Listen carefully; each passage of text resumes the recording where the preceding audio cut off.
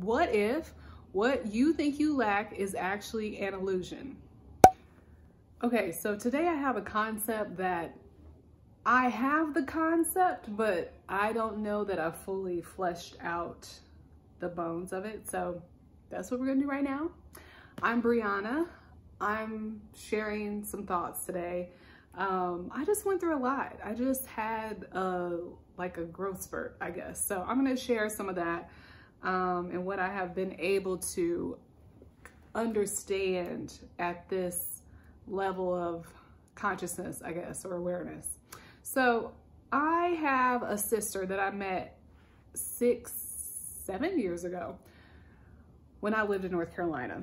So she's my dad's oldest, and I've gotten to know her over these years. And what I've noticed is one of the things she consistently needs is confidence. So we were talking a couple weeks ago and she was saying, oh, I just lack confidence and so forth and so on. And it clicked with something I learned earlier in the year, which is that because my dad was absent from me in my adolescence, I fundamentally have some things that I am missing. And so I always have a sense of missing them, even though I don't necessarily at that given moment lack that thing any more than any other person does. So for me, I learned that loneliness is a symptom of having parents who are absent or not emotionally available. And loneliness is something I struggled with hard in college up to, I was probably like 27 or 28. I may have accepted loneliness by then, but definitely when I was in college, I just felt lonely all the time. And then when I became a military spouse, I was like, it figures I would be in this lonely lifestyle because I'm a lonely person. But now I know that many people just feel lonely because their parents weren't there for them.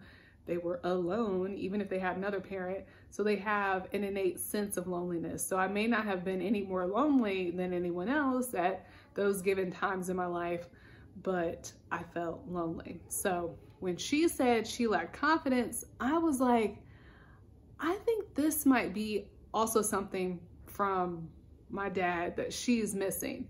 And so if that's the case, if she feels lonely now because she didn't have, or I'm sorry, if she feels that she lacks confidence now because she didn't get the affirmation she needed from a male figure growing up, then she doesn't actually necessarily lack confidence.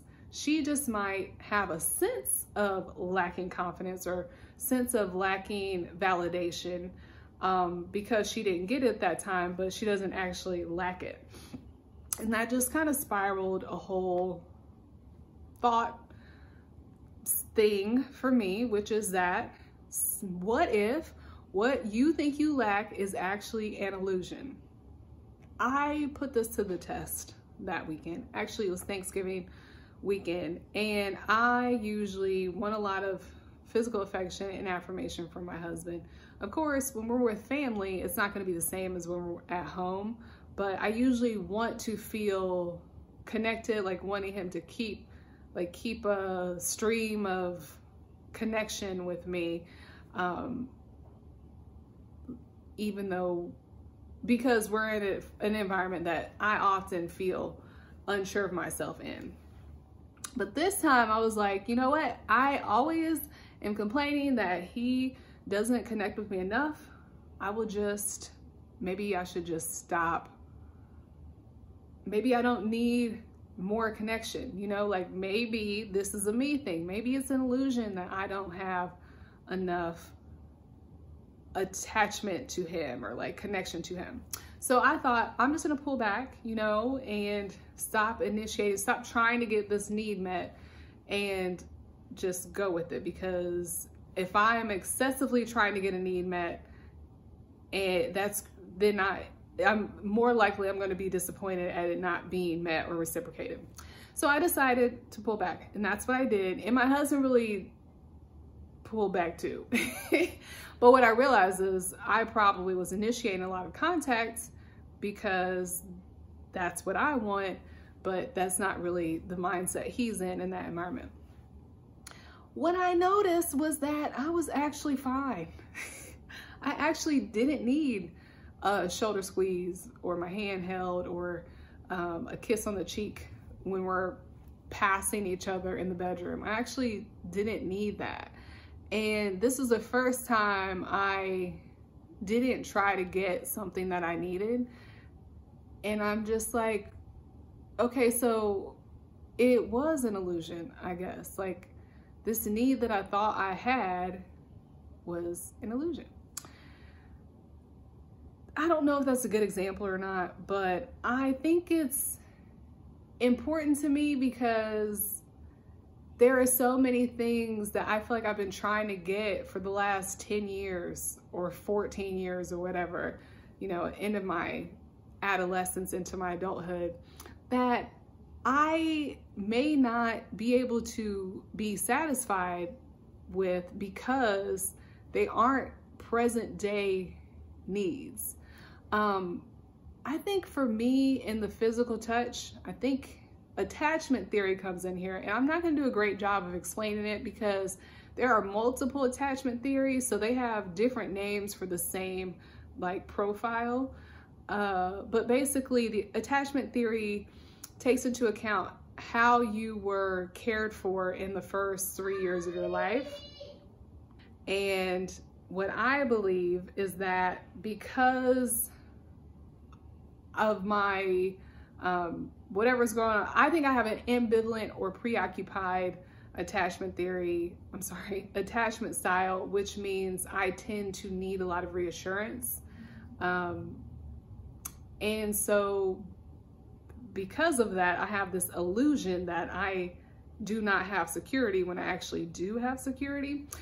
And I also think that my mom's, I think she also has an ambivalent attachment style.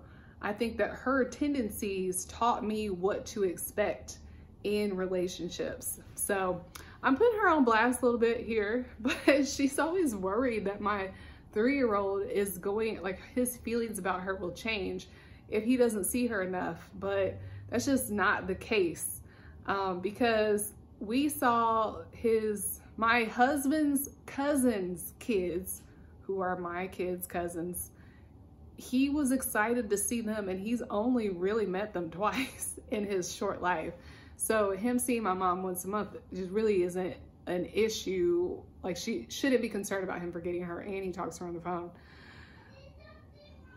But she, because of her attachment style, she's concerned about that. And I think raising me with that attachment style has caused me to have those similar concerns.